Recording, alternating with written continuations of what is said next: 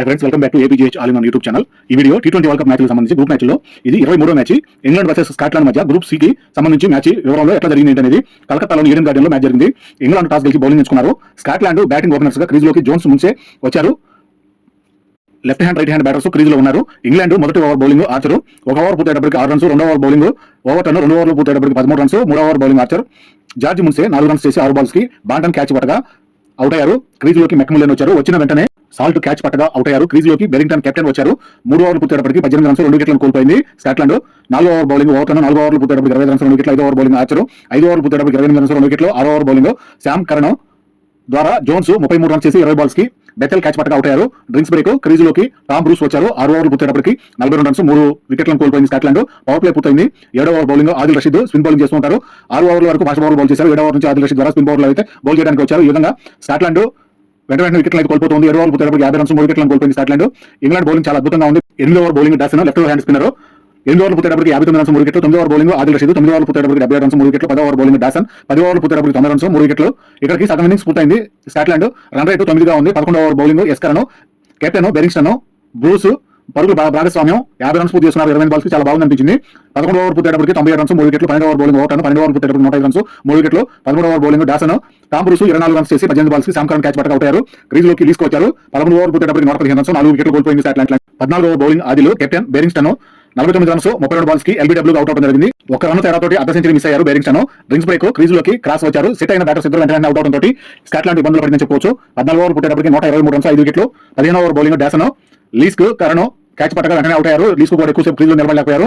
Crease లోకి వాటి వచ్చారు. 15వ ఓవర్ పూర్తయ్యేటప్పటికి 125 రన్స్, 6 వికెట్లు. 16వ ఓవర్ బౌలింగ్ ఆదిల్ క్రాస్ కూడా 8 రన్స్ చేసి 9 బాల్స్ కి బాంటన్ క్యాచ్ పట్టగా అవుట్ అయ్యారు. క్రీజ్ లోకి డేవిడ్సన్ వచ్చారు.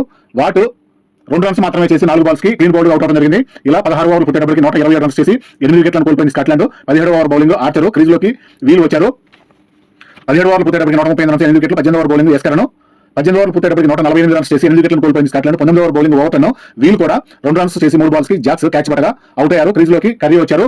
19వ ఓవర్ పూర్తయ్యేటప్పటికి 150 రన్స్ చేసి 9 వికెట్లను కోల్పోయింది స్కాట్లాండ్. 20వ ఓవర్ బౌలింగ్ ఎస్కరన్ 19వ ఓవర్ పూర్తయ్యేటప్పటికి 150 రన్స్ చేసిన స్కాట్లాండ్ బ్యాటర్స్ తర్వాత 4 బాల్స్ కి ఆల్అౌట్ అవడం జరిగింది. ఈ విధంగా 153 రన్స్ మాత్రమే చేసి ఆల్అౌట్ అయ్యారు. 19.4 ఓవర్లకు ఆల్అౌట్ జరిగింది. 2 బాల్స్ మిగిలి ఉండగా అవుట్ అవడం జరిగింది. ఈ విధంగా బౌలింగ్ పరంగా చూసుకుంటే ఆదిల్ 3 వికెట్లు, ఆర్చర్ 2 వికెట్లు, డాసన్ 2 వికెట్లు, కరెన్స్ ఓవర్టన్ చెరొక వికెట్ తీసుకున్నారు. వికెట్ల పతనం చూసినట్లయితే 8కి 1 వికెట్ పడింది, 18కి 2 వికెట్, 42, 113, 115, 124, 126, 127, 148, 152 ఈ విధంగా వరుసగా వెంటనే వికెట్లు అయితే పడిపోతూ పూర్తిగా 10 వికెట్లు కోల్పోయి ఆల్అౌట్ అయితే అవడం జరిగింది.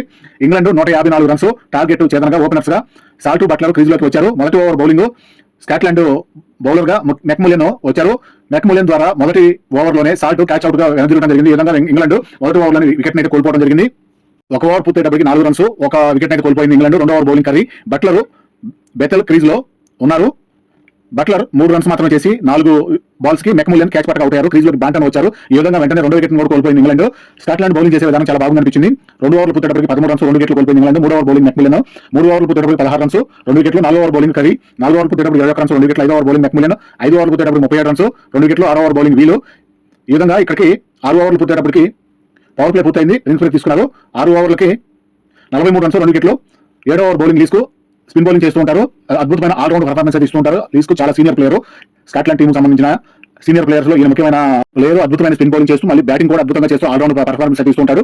6 ఓవర్ల వరకు ఫాస్ట్ బౌలింగ్ బౌల్ చేశారు. 7వ ఓవర్ నుంచి స్పిన్నర్ అయితే వచ్చారు. 7వ ఓవర్ పూర్తయ్యేటప్పటికి 52 రన్స్, 2 వికెట్లు. 8వ ఓవర్ బౌలింగ్ వీలు 8 ఓవర్లు పూర్తయ్యేటప్పటికి 54 రన్స్, 2 వికెట్లు. 9వ ఓవర్ బౌలింగ్ వాటు స్పిన్ బౌలింగ్ చేస్తూ ఉంటారు. పరుగుల భాగస్వామ్యం ఇక్కడికి 50 రన్స్, 36 బాల్స్ కి బాగుందనిపించే విధంగా బట్లర్ బెతెల్ అద్భుతమైన బ్యాటింగ్ అయితే కొనసాగిస్తూ ఉన్నారు. 9వ ఓవర్ పూర్తయ్యేటప్పటికి 76 రన్స్, 2 వికెట్లు. వాటు 6 బాల్స్ కి 22 రన్స్ ఇవ్వడం జరిగింది. ఈ ఓవర్ బాగా ఎక్స్పెన్సివ్ ఓవర్ గా మారిపోయింది. 9వ ఓవర్ లో ఎక్కువ రన్స్ అయితే రావడం జరిగింది. 22 రన్స్ చేసేశారు. వాటు బౌలింగ్ స్పిన్ బౌలింగ్ ని ఇంగ్లాండ్ బ్యాటర్స్ చాలా ఎక్కువ ఎక్స్పెన్సివ్ ఓవర్ గా మార్చేశారు.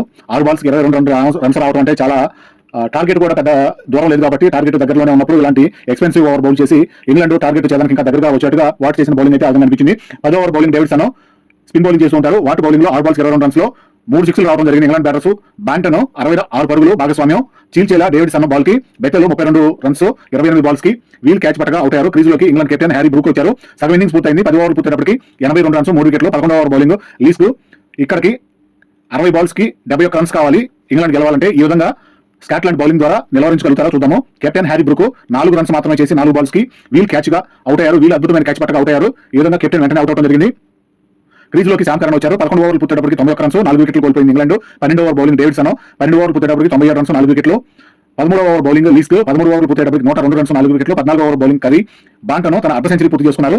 53 రన్స్ 34 బాల్స్ కి పూర్తి చేసుకోవడం జరిగింది.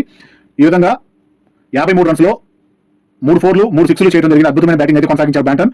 ఈ విధంగా 14 ఓవర్ పూర్తయ్యేటప్పటికి 109 రన్స్ 4 వికెట్లు కోల్పోయింది England. Drinks break. 15 over bowling Leask 15 ఓవర్లు పూర్తయ్యేటప్పటికి 119 రన్స్ 4 వికెట్లు. 16 ఓవర్ బౌలింగ్ మొదలయ్యేటప్పటికి 30 బాల్స్ కి 34 రన్స్ కావాలి ఇంగ్లాండ్ గెలుపు కోసం. 16 ఓవర్ పూర్తయ్యేటప్పటికి 132 రన్స్ 4 వికెట్లు. 17 ఓవర్ బౌలింగ్ వీల్ శామ్ కరణ్ 28 రన్స్ చేసి 20 బాల్స్ కి కీపర్ క్రాస్ క్యాచ్ గా వెళ్లడం జరిగింది. క్రీజ్లోకి విల్ జాక్స్ వచ్చారు. 17 ఓవర్ పూర్తయ్యేటప్పటికి 137 రన్స్ 5 వికెట్లు. ఇంగ్లాండ్ గెలుపు కోసం 18 బాల్స్ కి 16 రన్స్ మాత్రమే కావాలి.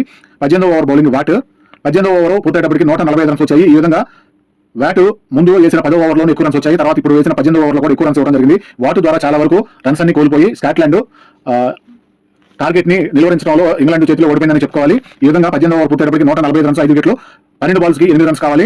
19 ఓవర్లో 2 బాల్స్ కి అంటే 18.2 ఓవర్లకి 155 రన్స్ టార్గెట్ ఛేదించడం జరిగింది. 5 వికెట్ల తేడాతోటి ఇంగ్లాండ్ గెలిచారు.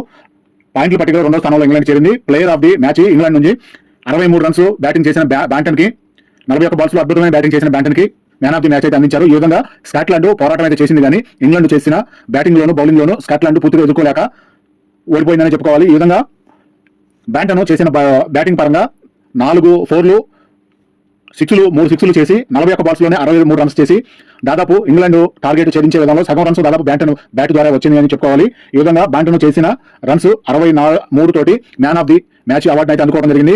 స్కాట్లాండ్ ఇంగ్లాండ్ మధ్య పోరు అనేది అంతకుముందు కూడా కొనసాగుతూనే ఉంటుంది. ఈ విధంగా ఇంగ్లాండ్ చూపించిన ఆట ప్రదర్శనకి స్కాట్లాండ్ తట్టుకోలేకపోయిందని చెప్పుకోవచ్చు.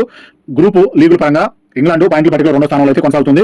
ఈ విధంగా గ్రూపులకు సంబంధించి ఇంకా కొన్ని మ్యాచ్లు అయితే జరగాల్సి ఉన్నాయి. ఇవి పూర్తయ్యే లోపు ఇంగ్లాండ్ ఖచ్చితంగా సూపర్ 8 అయితే క్వాలిఫై అయ్యే అవకాశాలు అయితే ఎక్కువగా కనిపిస్తున్నాయి. స్కాట్లాండ్ అయితే అవకాశాలు అయితే లేనిదని చెప్పుకోవాలి. ఇది ఈ రోజు వీడియో ఇంతటితోటి ముగిస్తున్నాను. థ్యాంక్ యూ, ధన్యవాదాలు.